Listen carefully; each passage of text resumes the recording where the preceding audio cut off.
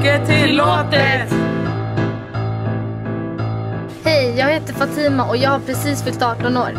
Jag bor med mina föräldrar men vi kommer inte överens med varandra. För att de tror att jag inte duger till. Därför går jag ut med mina vänner och klubbar varje dag efter skolan. Men de tror att jag alltid är hos mina bästa vänner och studerar.